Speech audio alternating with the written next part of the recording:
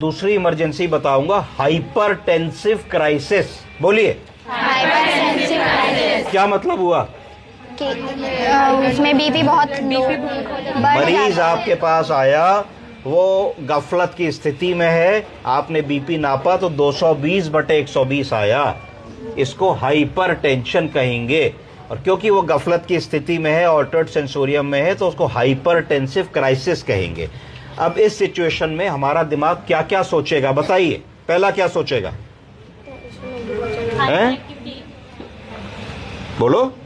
उसको कैसे मैनेज करेंगे? मैनेज क्या करेंगे? वो तो करेंगे ही। दिमाग में क्या क्या आया, क्या हुआ है?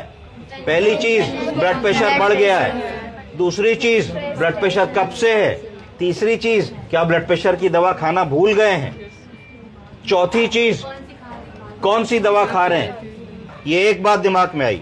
दूसरी चीज, भाई क्या हुआ है इनको, क्या दिमाग की नस फट चुकी है, तो इसका मतलब ब्रेन हैमरेज हो चुका है। या दिमाग की नस नहीं फटी है, दिमाग में खाली सूजन आई है, तो क्या सेरिब्रल एडिमा हुआ है। क्या कोई क्लॉट फंस गया है, तो स्ट्रोक तो नहीं हो गया, इस्केमिक स्ट्रोक। टीआईए तो नहीं हो गया, ट्रांजिएंट इस्केमिक अटैक।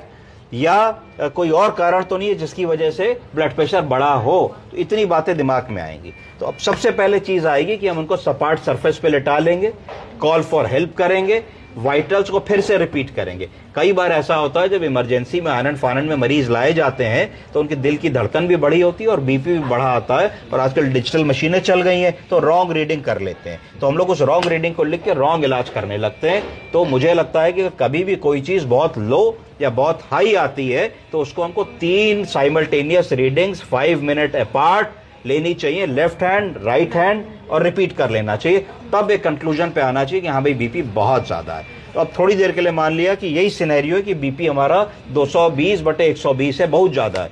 तो हमने क्या किया, सबसे पहले हमने एक आईवी एक्सेस ले लिया। दूसरी चीज, खट से हिस्ट्री लेने की कोशिश करी, बीपी है कि नहीं है, तो कितने सालों से, कौन कौन सी दवा खाते हैं, आज दवा खाई कि नहीं खाई।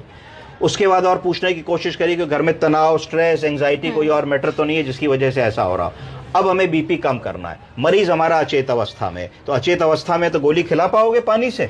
नहीं खिला पाओगे। तो हम पे 2 विकल्प बचे। एक विकल्प बचा कि नाक की नली डालो, दवा को कूटो और कूट करके उसको पानी में मिला करके राइस ट्यूब से खिला दो, पहला विकल्प बचा। पर कई बार पेशेंट अनकोऑपरेटिव होते हैं और राइस ट्यूब नहीं डलवा पाते। कई बार राइस ट्यूब नहीं डल पाती है, कई बार राइस ट्यूब उपलब्ध नहीं होती है, कई बार आप कॉन्फिडेंट नहीं होते हो, कई बार आपको लगता है भाई आया तो है एक बीपी के लिए, हम राइस ट्यूब डालें तो झंझट ना होने लगे।